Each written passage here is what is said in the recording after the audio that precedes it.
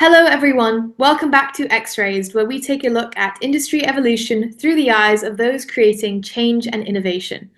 I'll be your host, Rosalie, for this online show where we discuss and learn the latest, most exciting developments from industry leaders, pioneers, and innovators who are shaping the future. Today, we'll be speaking with Arie Brish, a business professor and author. Currently based at St. Edward's University, Arie brings a unique blend of business and academia to our show today. He wrote his book Lay an Egg, Make Chicken Soup in 2018, which details his experience and acumen in the business world.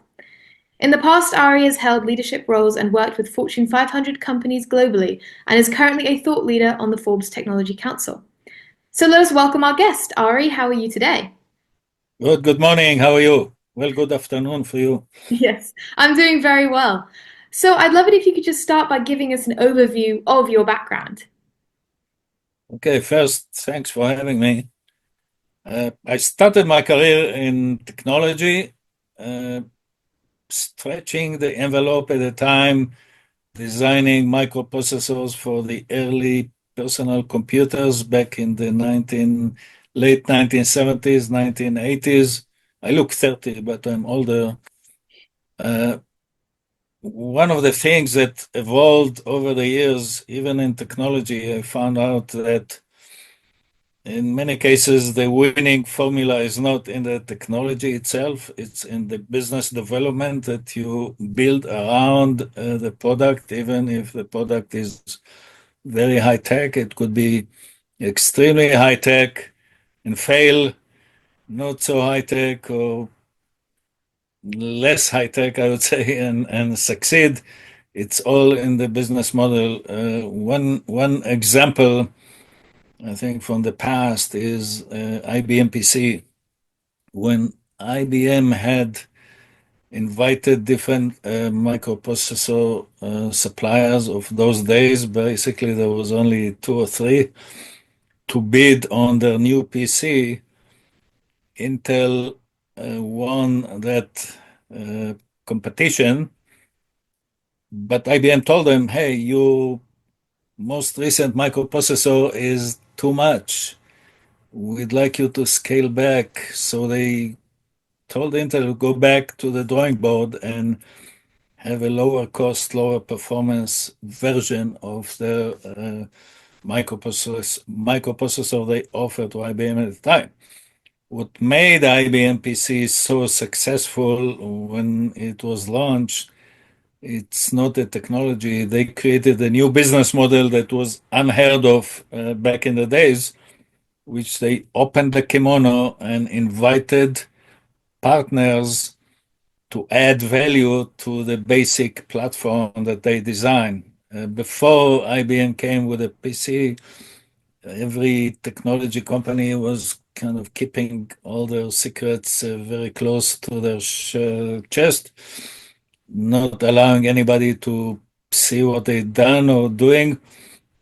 And that turned out to be not so successful. IBM was very successful in the fact that they opened up their architecture for people, either software developers or even hardware developers, to integrate themselves with the basic platform.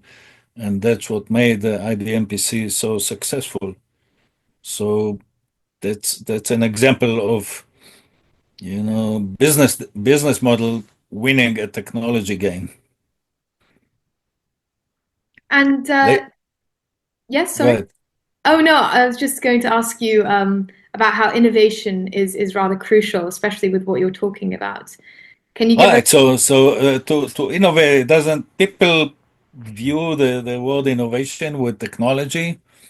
And the IBM example was one, but if you look at any other, even more recent, like Uber, for example, even though they call themselves Uber technology, if you really look into that, they did not invent any new technology. They put together or integrated multiple technologies to provide a new service that did not exist until recently. So in many aspects, Uber or all the other ride-sharing companies or offerings are the same as Domino Pizza. The only difference between Uber and Domino Pizza, Uber drive people, Domino Pizza drive pizzas. But Domino Pizza did not invent any new recipe for pizza. They did not invent the internet. They just put it together to offer people a service that did not exist before. And I mean, relating to that, collaborations and partnerships are vital for any company. Any, Right.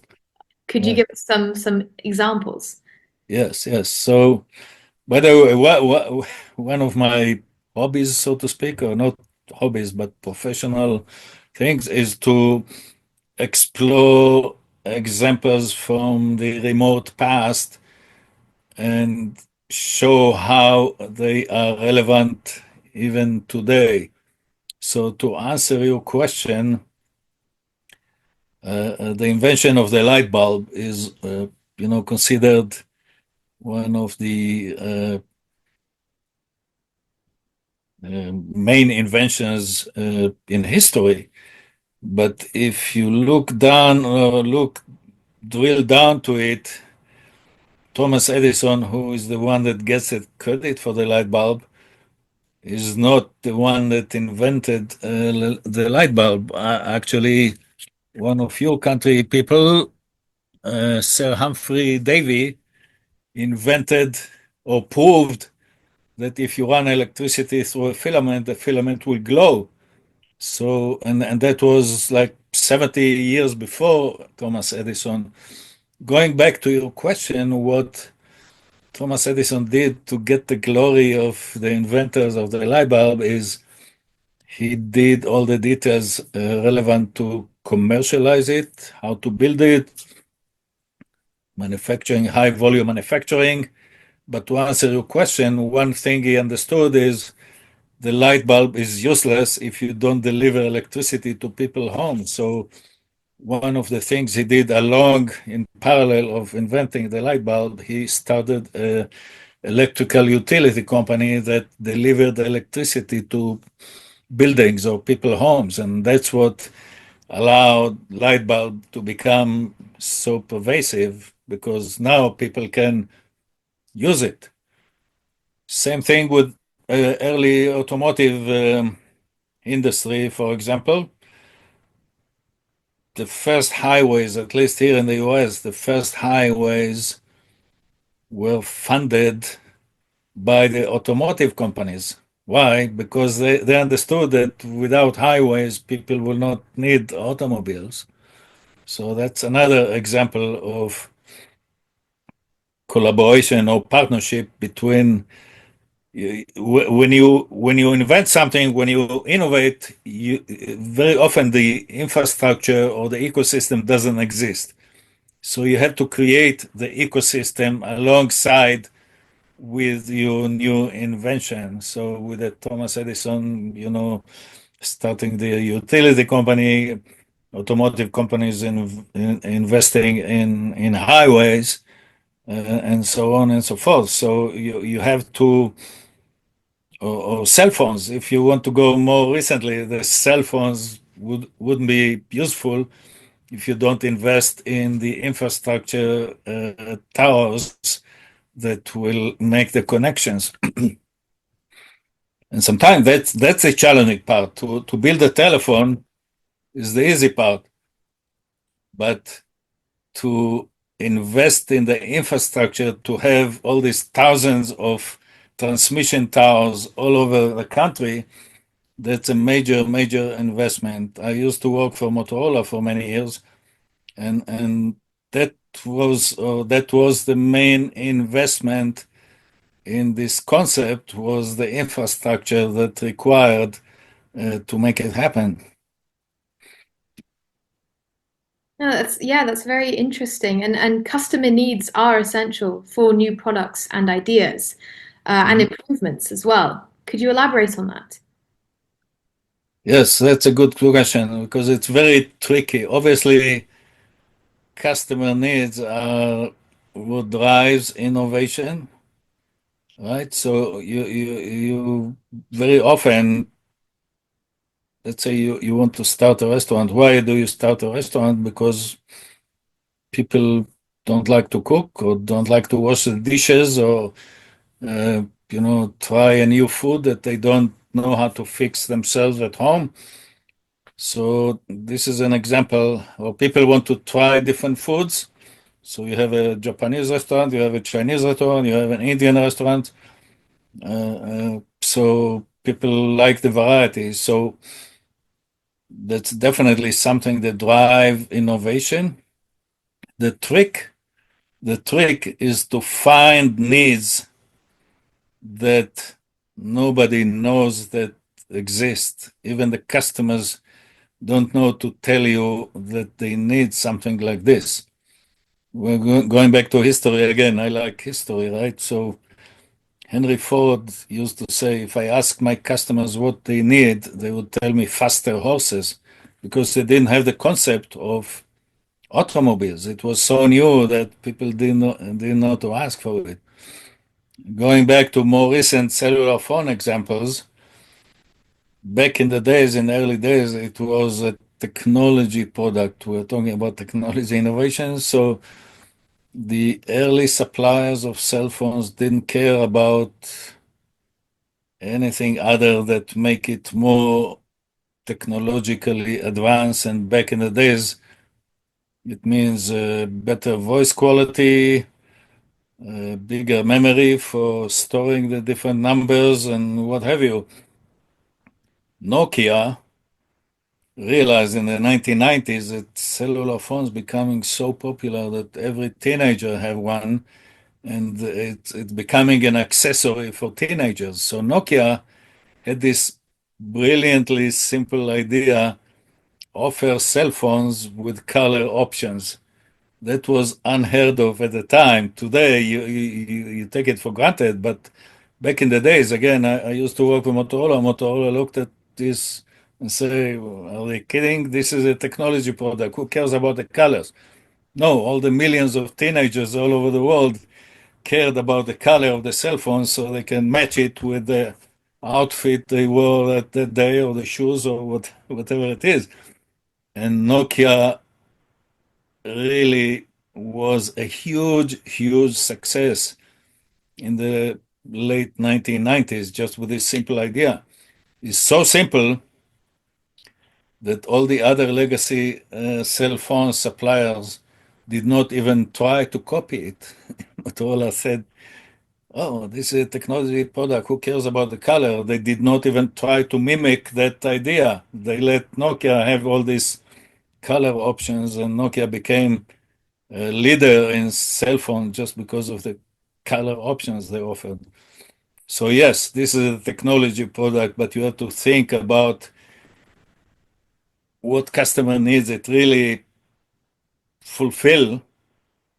And at the beginning, it was the need to talk whenever you are or wherever you are, but later on, it became a fashion accessory and not so much a communication device. Well, going off of customer needs and things that are becoming increasingly significant in today's society, sustainability and environmental responsibility are something that a lot of people consider quite important. How do you apply your know-how in clean tech applications? So going back to the beginning of the conversation, after many years in technology, I migrated myself into cleantech. I was very active in wind energy. I was very active in solar energy, energy efficiency in buildings. What else? Even cybersecurity. Once you have wind energy that needs to, talk to all the wind turbines, talk to each other, there are lots of communication going on, so you need to secure this communication. So cybersecurity became an issue also for energy and clean tech. And what I found out, and that's what triggered my writing the book right behind me, I found out that there are common threads in commercializing innovation, and that's address customer needs make it affordable so people will pay for it. Like going back to your question, cleantech, some cleantech innovations were not cost effective at the time, so that's what slowed down the adoption of cleantech. You go and talk to, at the time, I had a client in the energy efficiency of building. You go and talk to them and you present your product. It was a air conditioned product, make air condition more energy efficient. So you talk to people and they tell you, okay, I have a limited budget. Some of it can go to upgrade my energy efficiency in the building, but I need to renovate my lobby and I need to do some yard work and what have you. So it's a limited budget that you need to justify and you compete.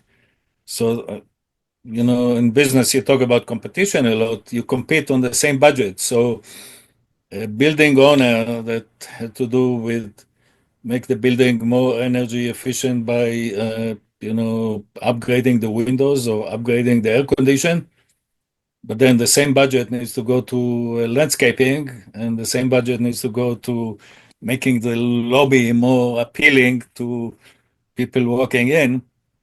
So suddenly you find yourself competing against totally different applications, right? I'm an air conditioner supplier. I have to compete against landscaping in front of the building.